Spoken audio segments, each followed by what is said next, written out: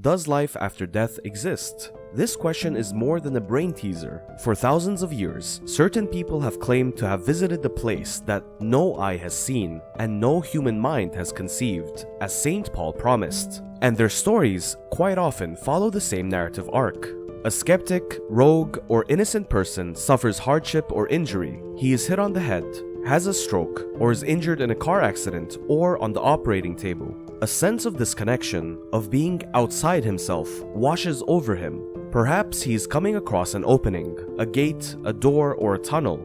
Then, all of a sudden, he is being led through other worlds that appear and feel more real to him than the one in which he previously existed in. These realms are both familiar and strange, containing music that doesn't sound like music, and light brighter than any light, creatures that may or may not be angels, and the familiar faces of loved ones lost, as well as figures from history and, depending on the narrator, even Jesus himself. The tourist is speechless. Words fail. He reluctantly departs to reclaim his body and this planet, but the experience changes him forever. Convinced of a completely different reality, he is calmer, more self-assured, and determined to persuade the world of heaven's truth.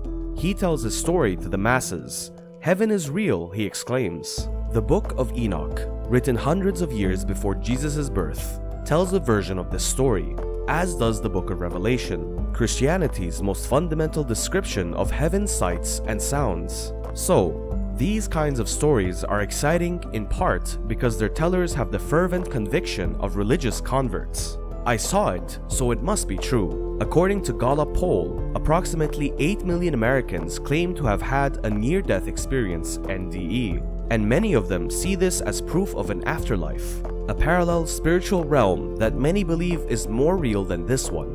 Raymond Moody, who wrote Life After Life, one of the first popular books about NDEs, told CNN in 2013 that among those who have had such experiences, belief in an afterlife transcends religious differences. A lot of people talk about meeting a being of light, he explained. Christians refer to it as Christ. Jews believe it is an angel. I've traveled to different continents, and you can hear the same thing about meeting a being of complete love and compassion in China, India, and Japan. Moody was a founding member of the International Association for Near-Death Studies, an organization dedicated to increasing global understanding of such experiences. Scientists have hypothesized that NDEs occur as a type of psychological defense mechanism since at least the 1980s. To protect itself from damage during trauma, the brain releases protective chemicals, which also cause intense hallucinations. This theory gained traction after scientists discovered that almost all of the characteristics of an NDE, a sense of moving through a tunnel, an out-of-body experience, spiritual awe, visual hallucinations, and intense memories, can be reproduced with a high dose of ketamine, a horse tranquilizer commonly used as a party drug. Carl Jansen, a psychiatrist, published Ketamine, Dreams and Realities in 2000, in which he interviewed a number of recreational users. One of them described a drug trip in a way that you might be familiar to Dante, or the author of Revelation. I came out into a golden light. I rose into the light and found myself having an unspoken exchange with the light, which I believed to be God. I didn't believe in God, which made the experience even more startling. Afterwards, I walked around the house for hours saying, "Mine eyes have seen the glory of the coming of the Lord." However, for some scientists, purely scientific explanations of heavenly visions are insufficient. Emily Williams Kelly is a psychologist at the University of Virginia's Division of Perceptual Studies, which considers NDE research to be a legitimate science. Her credentials are impressive. She holds degrees from Duke, the University of Virginia, and the University of Edinburgh, none of which are traditionally associated with the study of the supernatural or paranormal. Kelly has spent her career studying the interface between the brain and the mind, as she puts it. In practice, she interviews dying people and looks for patterns in their similarities. Kelly believes that near-death experiences demonstrate that consciousness exists even after normal brain function ceases. She appears to provide some support for Eben Alexander's claims. She claims that this theory could lead to explanations for the afterlife. If our conscious experience is entirely dependent on the brain, then there cannot be an afterlife. When the brain dies, the mind dies. But it's not that easy. Even when the brain appears to be nearly disabled, people continue to have these experiences. What exactly is she saying? That people truly go to another realm after death, and science can back it up? Kelly sighs. NDEs tell us to open our minds and consider that there may be a lot more to mind and consciousness, as that's as far as I'm willing to go.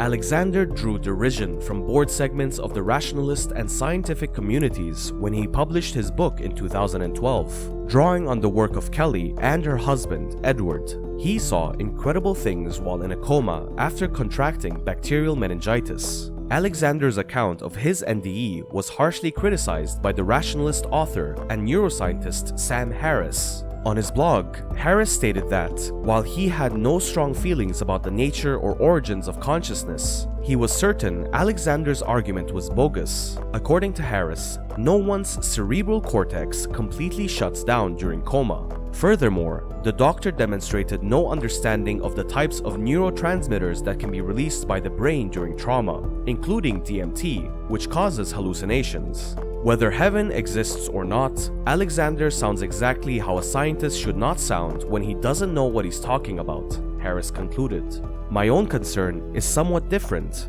and it is related to the tree in the forest conundrum. I believe Alexander, and all the others who claim to have visited heaven, saw what he claims to have seen, but one person's vision, seen during a traumatic event, does not constitute proof. Furthermore, all of the emphasis on Alexander's scientific credentials that accompanied his book's marketing is deceptive and irrelevant. The veracity of a vision of heaven has nothing to do with where one went to medical school. So that's the end of the video. Make sure to like the video, hit the notification bell, and subscribe to our YouTube channel for more amazing content. Until the next video, take care.